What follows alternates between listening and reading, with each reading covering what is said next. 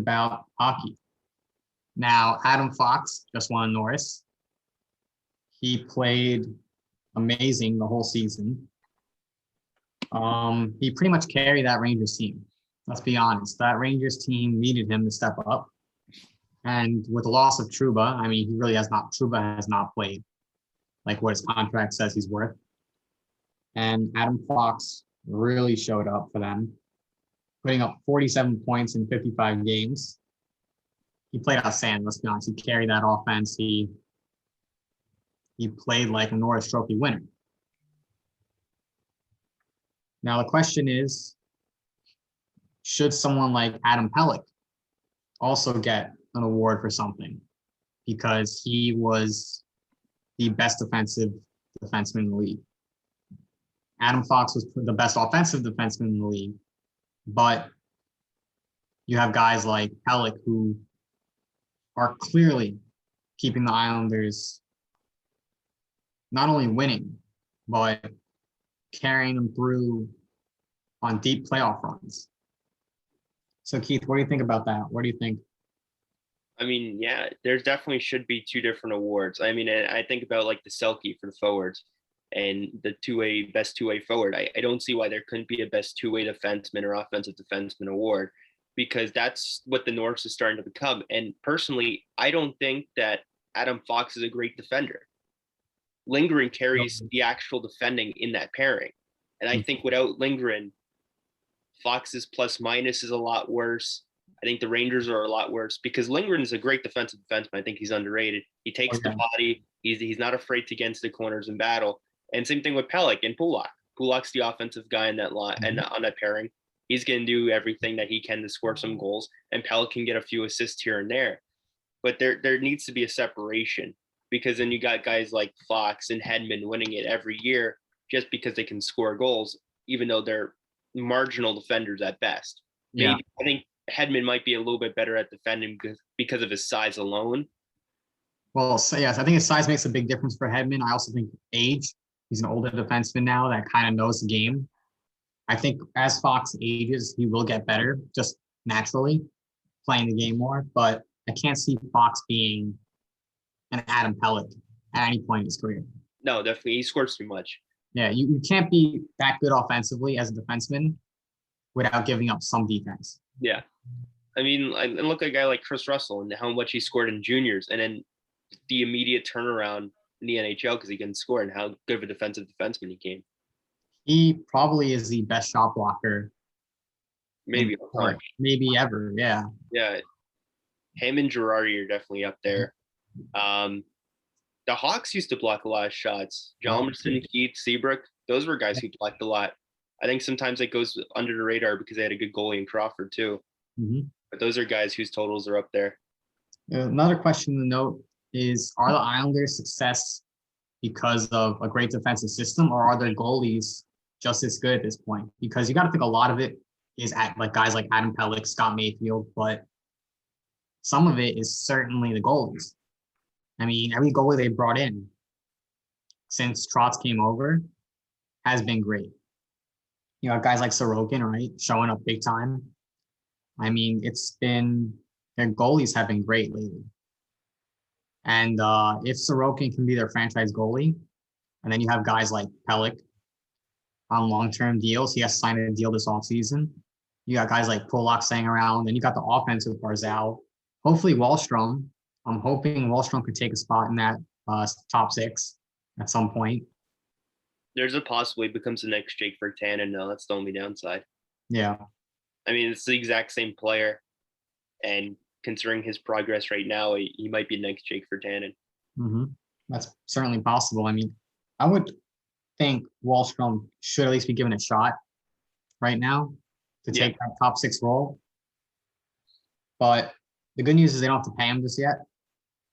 So there's really no risk of giving him that role and then having him play horribly. And given what they expected out of him, and Noah Dobson too, I don't see why giving them extra playing time is a bad thing at this point in their careers. I mean, Dobson pairing with Green, that was a great pairing for him the whole year. Green played defense, and Yeah. Dotson played offense. Mayfield Letty pair. Letty played offense, and Mayfield mostly played defense. Now you remember Mayfield's goal against Tampa in the playoffs? No, I remember him breaking his stick at the blue line, Tampa scoring. That happened too. But Mayfield, his wrist shot is like sneaky good because he can like spook a goalie here and there. Because he'll come in and you'll expect him to dump it around the back and he'll snipe it home. Now that's what a defensive defenseman should be doing. Coming in, sneaking a shot here and there for a goal, playing solid, passing the puck well, and then simply playing your game. Now, a guy like Fox doesn't necessarily play that type of game. He plays offense almost like a forward would. Yeah. I mean, he's one of those guys that if you put him on the wing, I don't think his game would change that much. I mean, clearly he wouldn't be playing back as much, but Fox is certainly a defenseman that you could argue if he plays up more as a winger almost, I don't see him changing that much. I think a guy like Adam Pelech is a complete opposite, and he's more of what the Rangers need right now. Well, yeah, because besides Brendan Smith and Lindgren, who else do they have that can actually play defense? And that was the problem all season because Trouba was an offensive defenseman, Miller was an offensive defenseman, and Fox was an offensive defenseman. Yeah. So too many guys playing offense or guys who just weren't skilled enough to fill in a good defensive role. I look at the Rangers, and they certainly have to get a bit tougher, and they certainly have a lot of room to improve before they start making deep playoff runs. I would say their number one concern is the development of Lafreniere and Capo Caco. Yeah. That could be your number one concern as the Rangers. Their defense, I think, can improve, and if you teach guys right, it will improve. I mean, you can argue that Ryan Pulock has played much better defense since Trotz came over. And if someone could teach Fox to cut back the point totals a little bit, maybe just like Pelech did, not Pelech, but like Pulock.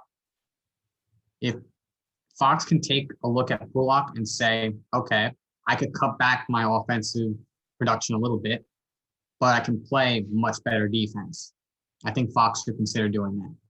Well, I also think the point totals is because he's playing in a much different system. Well, yeah, That's a very heavily defensive system compared to like a Capuano or Waite system, which was giving up points to score a little extra here and there. Mm-hmm. I think that's a big reason for it too. It's almost like a Carolina Hurricane system at times, but then Carolina filled in the defensive spots. That's the thing. Yeah. Carolina filled in those spots that are traditionally offensive guys with guys who can play defense. Now the Rangers, their third and fourth line haven't really showed up. So that's something to look at. I mean, moving forward, I think both teams are in decent position moving forward. The Islanders are in outstanding position moving forward, arguably for the next 5 years, and their window is almost starting for some of these guys too. I mean, Barzal's only 24. So I think that's it for this segment. But I just want to say one more thing about the Rangers. I think there's the other issue is James Dolan right now. Mm-hmm. He was a very hands-off owner, unlike what he was doing with the Knicks. And the Rangers had some success during the time. I mean, they had a finals appearance. They're making the playoffs pretty regularly throughout. A lot of that was Lundqvist too. That too. But I think right now he's firing Quinn had to be done, I think. I don't think he was going to be the guy. But then you're firing the GM and you're firing the president, and he wants a win now mentality. He thinks they can compete, which they really can't. They can't, not yet. Not yet, unless Lafreniere and Capo come out of nowhere and really show their true potential this season. It's not going to happen. And now I think what's going to happen is they're going to start rushing them.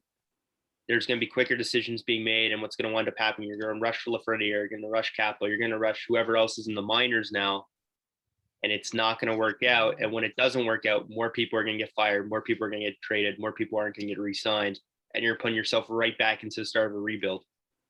If you have someone like Lafreniere and he doesn't develop, that's a career-ending decision for a GM.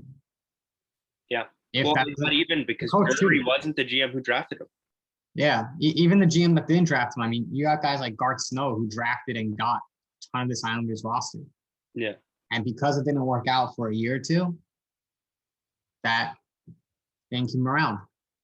And you could look at the Rangers and say they could be in a similar situation. If it doesn't work out and they don't develop guys properly, they could be in a very dangerous position moving forward.